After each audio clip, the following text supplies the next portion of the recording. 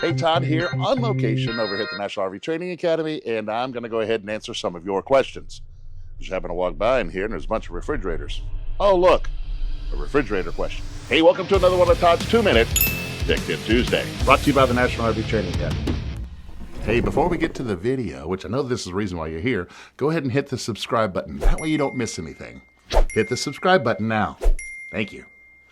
Now, back to our Tech Tip Tuesday. All right, Henry Rice 6737. My drip tube tray freezes up. I have a plug on the end. What can I do to stop it? All right, so first off, he has an absorption style refrigerator, kind of like the ones that are behind me. Now, an absorption style refrigerator, inside the refrigerator, it's got these evaporator coils or evaporator fins, okay? And what it does is it pulls the heat out of the food to those fins. Well, of course, when it pulls the heat, if there's moisture in the air, the moisture shows up on the fins. Up underneath the fins is a tray. That tray, of course, catches the water that drips off the fins, runs through a drip tube, and out. And in his submission, he's saying that it's actually freezing up. Okay, so let's go ahead and cover that. Now, the first thing is that is normal process to have that water condensate on those fins. What's not normal is for them to freeze up, okay? It means a couple things, okay? It could be that your temperature inside that refrigerator is too cold, so check your thermistor or whatnot, so we want to check the food. But if the coils are frozen, but your food is still warm, then you have an air problem. In other words, warm air is getting into the refrigerator. You see, when you close the door, this should be a sealed system. Okay, the tube itself, you stated that the tube has a cap on it. Now that cap is actually vented and allows water out, but the vent holes are so small that it still holds just a small portion of water, and that's what we want. You see, the tube, doesn't matter whether it's a Dometic or a Coleman, is outside, located outside where it's warm and humid.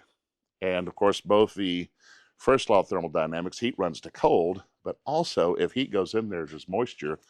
When it hits a cold surface, of course, it condensates, right?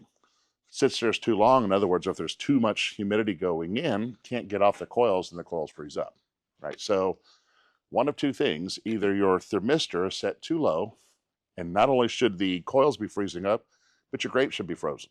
Okay, now if your grapes aren't frozen, but your coils are frozen up, then you got warm air coming in constantly, and it's keeping those coils frozen. So you said you check the tube, right?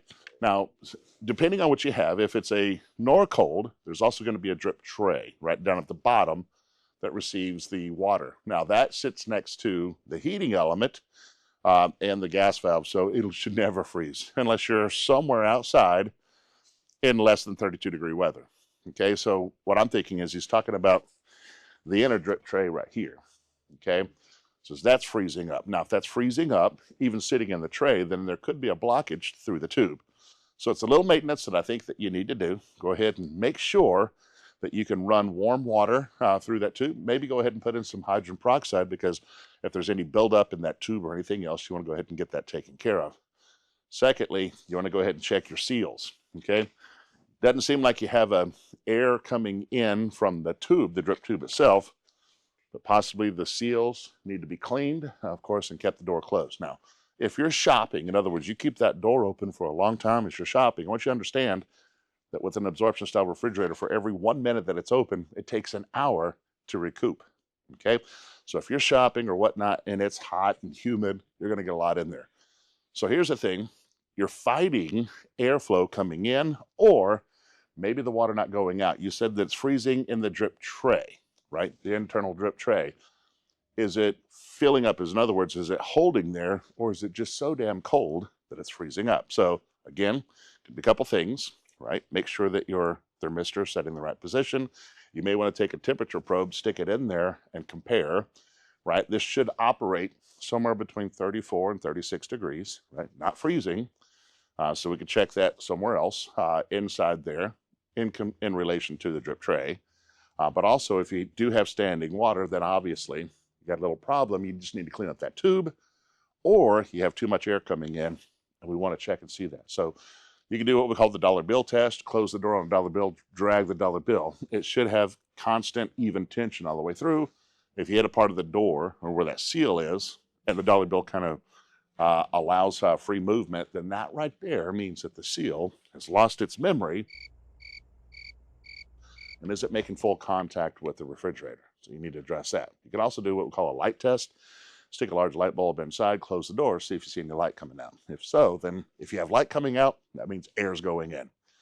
I hope those basic little concepts kind of help you out. Go ahead and get your refrigerator taken care of. Now, here's the thing. The biggest question is the beer freezing up? Right? Because if the beer's freezing up, one, it's kind of good, right? We like the little crystals in there, whatnot, that'd be fine. But if it's not getting cold at all, pour that stuff out. There's your tech tip.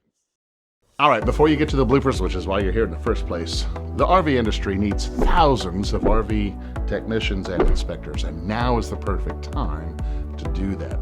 If you want to make more money or have more control over your time, go ahead and click the link below.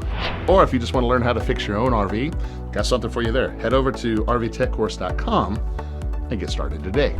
Now for the reason that you're at the end of the video, roll the bloopers. Is this B-roll? So he was born in 67, and his parents were born in 37. That's my submittal. And I'll use the pinky. Da-da-da-da. Can't think. That's too many things I'm thinking. What am I doing here? It's funny because your shirt is almost the same color as... That's right, I blend in.